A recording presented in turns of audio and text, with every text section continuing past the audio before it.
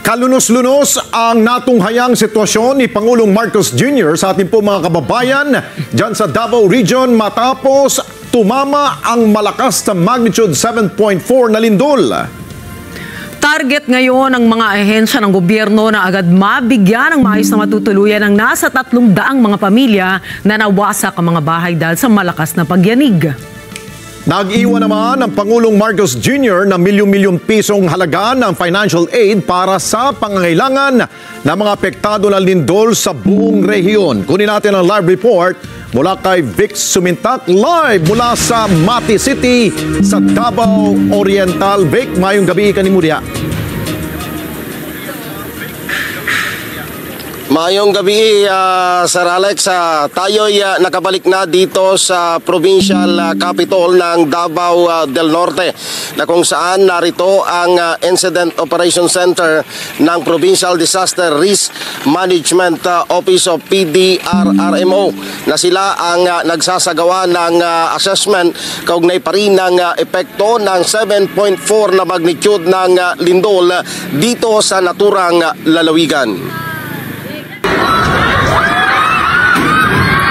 Makalipas ang 3 araw mula nang maganap ang magnitude 7.4 na lindol na tumama sa lalawigan ng Davao Oriental, personal na nagtungo ngayon si Pangulong Ferdinand Marcos Jr. para tignan ang kalagayan ng mga residenteng naapektuhan ng lindol. Unang tinungo ng Pangulo ang bayan ng Manay na siyang epicenter ng malakas na paglindol at nakita ng Chief Executive ang totally damaged na Davao Oriental Provincial Hospital.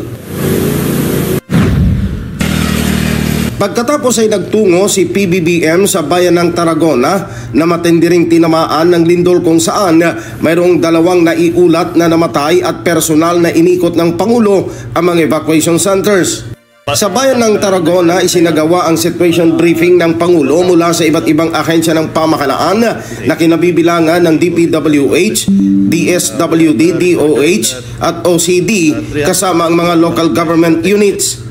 Sa naturang briefing, inihayag ng Pangulo na ang 298 na pamilya na totally damaged ang kanilang bahay ay makakatanggap ng tig sa 10,000 pisong ayuda.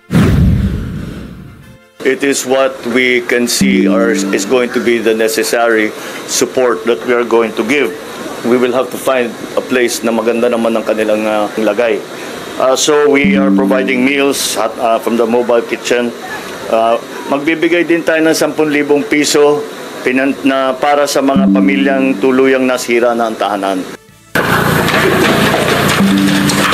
Binigyan din ng Pangulo ng 50 million pesos ang Davao Oriental Provincial Government, 15 million pesos sa bayan ng Manay, tig sa 10 milyong piso sa mga bayan ng Tarragona, Baganga, Boston at Katil, 5 milyong piso naman sa bayan ng Talaga at San Isidro at 3 milyong piso sa bayan ng Gobernador Generoso. Well, it's up to the LGU kung paano nyo gagamitin ito. Yung iba ginagamit para pang-augment doon sa ginagawa ng DSWD. But the reason na binibigay namin itong pondo sa inyo dahil as a former governor, I know that lahat ng bawat lugar may kaibahan sa pangangailangan. Nangako rin ng Pangulo sa mga nasa evacuation center na papalitan ng gobyerno ang mga tent na kanilang tinitirhan ng makabagong modular box house kung saan 150 ang agad na itatayo sa Davao Oriental.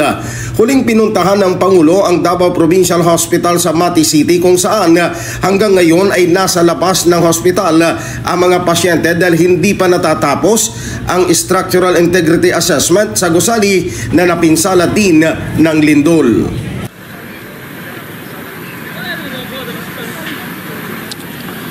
Alex, ang sabi pa ng Department of Education, nananatiling suspendito pa rin ang face-to-face na klase sa buong lalawigan hanggat hindi natatapos ang ginagawang assessment ng DPWH sa lahat ng mga eskwelahan, partikular na doon sa bayan ng Manay sa Tarragona na matinding napinsala ng 7.4 magnitude na lindol. Balik sa inyo, Alex. Okay, Vic, ilan ang naitalang nasawi dyan sa Davao Oriental dahil sa lindol?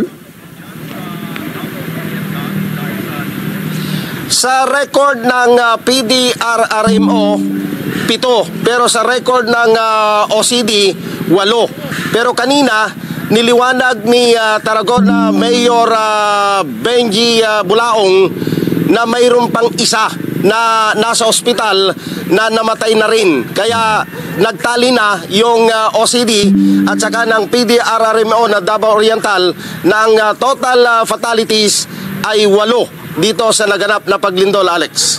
Okay, base sa number of deaths from the Cebu quake at dito sa Davao Oriental quake, medyo mababa dito sa Davao Oriental. Nabanggit ba ng local government dyan kung gaano kahanda ang ating mga kababayan dyan sa kanilang lugar kapag may mga ganitong mga kalamidad at earthquake na nangyari sa kanilang lugar? Alex, ang nagpaliwanag, hindi yung LGUs dito sa Davao Oriental, kundi mismong ang PBOC, si Director Bacolcol, na bagamat 6.9 yung tumama sa Bogo nung lumindol, ay mas marami yung casualties dahil malapit na malapit sa kalupaan yung 6.9 na magnitude. Itong 7.4 na magnitude na lindol, ito ay nasa halos gitna ng karagatan dito sa Davao Oriental. Kaya kahit nagkaroon sila ng tsunami alert, ay agad din nila itong inalis dahil medyo masyadong malayo na. Kaya ang mismong tinamaan, kung ilalarawan natin, Alex, ang bayan ng Manay at saka ng Tarragona, ito ay coastal municipality ng Davao Oriental. Tanaw na tanaw mo ang dagat doon mismo sa harap ng kanilang munisipyo. So ito yung pinaka malapit na bayan, kaya ito yung nagtamo ng matinding pinsala. Pero ang layo kasi ng Manay sa Davao dito sa Mati ay halos 80 kilometers. So malayo masyado. At ang Mati ay nasa ibaba ng bulubuntuging bahagi ng daanan papunta sa Tarragona at bayan ng Manay. Okay, siguro panghuli, Vic, anong ginagawa ng ating pamahalaan, siguro ng DSWD, patungkol dun sa mental state ng ating mga kababayan? Dahil until na siguro, takot pa rin dahil may mga aftershocks pa sila nararamdaman dyan sa Davao Oriental. Yung mga socio-intervention, narito yung mga taga-DSWD na nagbibigay ng counseling. Kaya kung makikita mo yung tent na nakikita natin ngayon, yung nasa bandang harapan ay para doon sa psychosocial intervention ng DSWD. Mayroon ding para sa mga bata.